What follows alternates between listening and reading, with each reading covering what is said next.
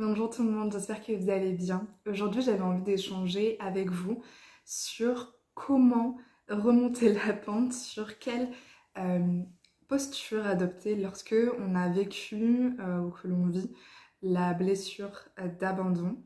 Je pense qu'on vit tous cette blessure d'abandon et selon les histoires de vie, plus ou moins. Donc il y en a où ça va pas forcément les impacter dans leur quotidien, dans leur vie, dans leur prise de décision, dans leur façon d'être avec eux-mêmes, et d'autres où ça va avoir beaucoup d'impact par rapport à déjà comment les personnes se sentent. Donc peut-être que toi tu as vécu ça et que ça vient créer du malheur à l'intérieur de toi et de la souffrance émotionnelle par des peurs, par des insécurités, par le fait de t'agripper à des personnes en voulant leur amour, en ayant des attentes, en ayant des projections et en étant peut-être aussi déçu.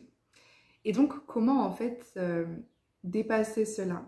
Parce que quand on vit cette blessure, eh bien au fond de nous, ça crée la croyance, au fond de toi, ça peut avoir créé cette croyance-là que tu ne mérites pas, que tu n'es pas assez méritante, que tu n'as pas beaucoup de valeur. Parce que quand on se sent abandonné, alors c'est souvent par les parents, parce que ça naît dans l'enfance, c'est souvent, je dis bien souvent par les parents, et bien en fait on va se dire, je n'étais pas assez bien pour cette personne-là, pour ce parent-là, parce que sinon il n'aurait pas été comme ça avec moi. Et donc ça crée un manque d'amour à l'intérieur de soi, et la croyance, l'esprit va créer cela en fait que euh, on n'est pas assez bien. Et donc tout ce qu'on va faire, tu peux peut-être te retrouver dans, tu fais tomber quelque chose, tu te dis mais quel imbécile, mais qu'est-ce que je suis bête, je suis tellement maladroite, d'avoir des mots très dévalorisants envers toi-même, et la parole est créatrice. Ta parole, ta façon de te parler, la façon de parler de toi avec toi-même, par exemple si tu fais tomber quelque chose et que tu te dis mais qu'est-ce que je suis bête, la façon de te parler, la façon de parler de toi aux autres et la façon de parler aussi aux autres, tout ça en fait, ça a créé quelque chose.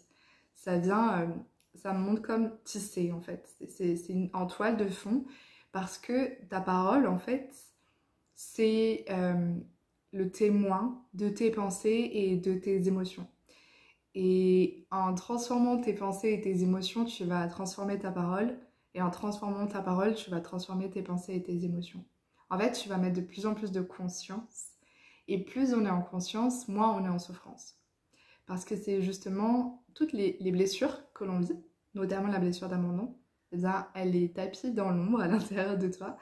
Elle est à un niveau inconscient. Et ce qu'il y a au niveau conscient, c'est peut-être que tu sais que tu as cette blessure-là. Mais la racine de cette blessure, elle est plutôt au niveau inconscient. Et donc, plus tu vas être dans ta pleine conscience dans ton quotidien, et moins, en fait, elle aura d'impact. C'est comme si, en fait, cette blessure est tapie dans l'ombre. Plus tu vas être conscient, plus elle va remonter à la conscience. Plus elle est à la conscience et plus tu la libères sans aucun effort. Donc, pour pouvoir justement te libérer de ce mal-être, de la blessure d'abandon, est-ce que ça implique, donc ça veut dire une mauvaise image de toi, une mauvaise estime de toi, un mauvais amour de toi, un jugement envers toi-même qui est trop sévère, et peut-être des conséquences dans tes choix de relations, de travail, de lieux de vie, etc., qui ne seront pas les plus vibrants, les plus beaux, les plus joyeux pour toi. Donc plus tu vas t'entraîner à la pleine conscience et à observer ce qui est. Donc ça veut dire que si tu fais tomber quelque chose, tu peux penser qu'est-ce que je suis maladroite, mon Dieu, c'est pas possible, je fais tout le temps ça. Ok, ça c'est une habitude de penser comme ça. Ou mais qu'est-ce que je suis imbécile, mais qu'est-ce que je suis bête à faire cette erreur là, n'importe quoi. Ça je l'entends assez souvent. Mais donc en fait la première étape ça n'est pas de te dire oh, j'ai parlé mal de moi. Non, la première étape c'est ok, j'observe, wow, ok, je me suis dit ça, ok. Et en fait plus tu vas mettre de la conscience sur des mécanismes inconscients et moins ça va venir. C'est un entraînement hyper fluide, enfin fluide. Euh, en tout cas la conséquence, la transformation se fait naturellement, mais la pleine conscience c'est un entraînement. Donc plus tu vas mettre de la conscience sur comment tu te parles, comment tu penses à propos de toi, ce que tu t'autorises, ce que tu ne t'autorises pas, et plus ça va naturellement se libérer, se transmuter.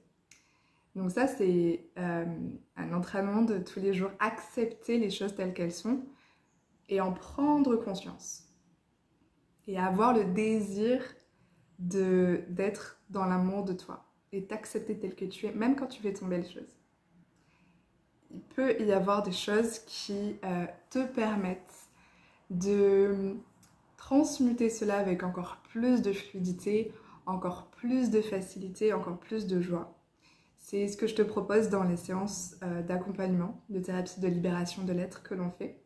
Donc ce sont des séances dans lesquelles tu vas venir me partager ce que tu vis, tes envies. Là, ça peut être notamment le besoin de renforcer l'amour de toi, l'estime de toi, poser tes limites, ne plus accepter des choses qui sont inacceptables, parce que derrière, il y a je crois que c'est ce que je mérite et que je ne mérite pas mieux. Donc, tu vas venir me partager tes objectifs, on va échanger ensemble sur ce que tu vis et on va faire ces libérations au niveau inconscient, au niveau énergétique, émotionnel et psychologique. Et moi, je me sers de mes capacités extrasensorielles, de mon intuition qui est profondément développée et de ma capacité à lire en toi, à pouvoir transformer, t'aider à transformer d'un point de vue inconscient justement tous ces blocages-là, ces croyances-là. C'est comme s'il y avait plein de nœuds et qu'ensemble on vient les dénouer. Ça peut s'apparenter à une forme d'hypnose conversationnelle parce que je dialogue avec toi, tu es complètement consciente, c'est comme une conversation, comme si là on était en vidéo et on est en train de faire la séance ensemble. Parce que ça se passe à distance, donc où que tu habites dans le monde, on peut faire ces séances ensemble. Et donc ça peut s'apparenter à de l'hypnose conversationnelle, avec une intuition extrêmement développée, avec des libérations énergétiques. Parfois, je vais aussi avoir utilisé des outils qui vont justement te permettre de libérer tout ça encore plus rapidement. Mais ça, tu pourras le découvrir en séance. Et donc, je viens t'aider, je t'accompagne à faire en sorte que ce qui est peut-être lourd dans ce que tu... en fait, c'est comme si j'étais ton coach sportif. Tu vois, tu peux aller à la salle de sport et t'entraîner avec ton programme à toi. Avec tout ça, en fait, tu vas avoir des résultats, mais ce sera peut-être plus long, ce sera peut-être un peu maladroit parce que quand on s'y connaît pas, on fait des programmes sportifs un petit peu au hasard. Donc moi, je t'aide. Je suis comme ton coach qui t'aide à la salle. Moi, je suis cette thérapeute, cette coach intuitive qui va t'aider à atteindre ton objectif avec beaucoup plus de fluidité, avec des résultats beaucoup plus cohérents et juste pour toi. Donc si tu as envie qu'on dépasse ça ensemble, que je t'accompagne, je t'invite à m'écrire, à réserver ta séance, donc tu trouveras le lien dans la barre de description. Et puis parfois on se demande qu'est-ce que je dois faire pour être dans l'amour de moi. Mais en fait c'est plutôt revenir à la simplicité et au fait de ne pas rajouter des choses, mais au contraire d'en enlever. Et donc d'enlever ton mauvais traitement, tes mauvaises paroles envers toi-même, ton jugement envers toi-même, et t'apporter beaucoup d'amour, beaucoup d'auto-compassion. Donc c'est accueillir les choses telles qu'elles sont, comme si tu étais ta meilleure amie ou ton parent idéal envers toi-même. Accepter tes défauts, accepter les parties de ton corps que tu aimes moins, les parties à l'intérieur de toi que tu aimes moins, venir les chérir, venir les honorer, venir leur donner leur espace pour exister. Et juste moins te parler mal et plus te parler bien.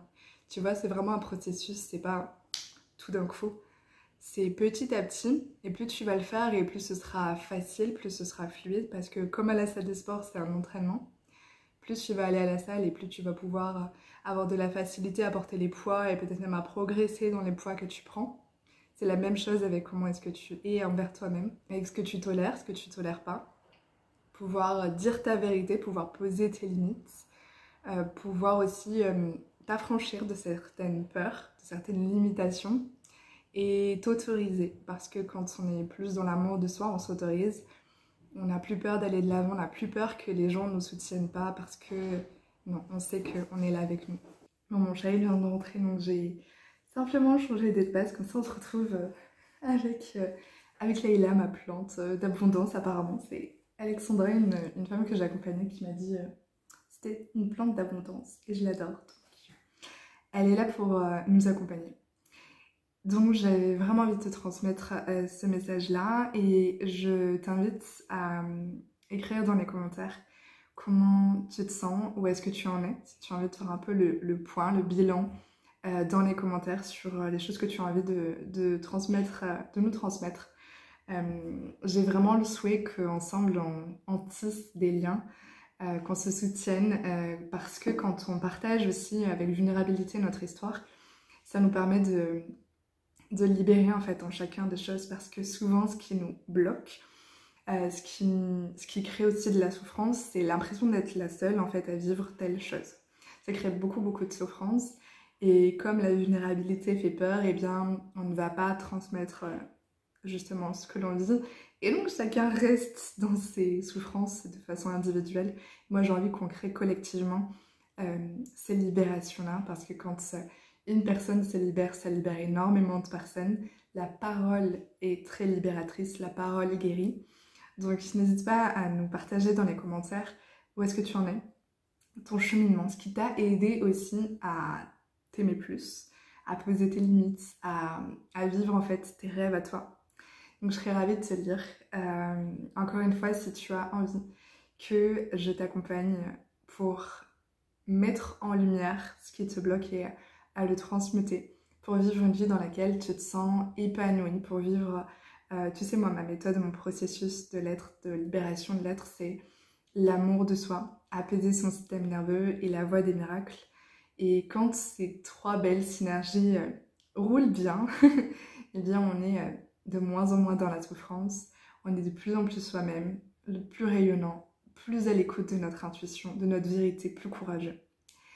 Donc, si tu as envie de vivre ça, je te laisse m'écrire, je te laisse réserver ta séance. Si tu as des questions, tu peux évidemment aussi m'écrire. Et je te dis à très vite dans une prochaine vidéo. Ciao!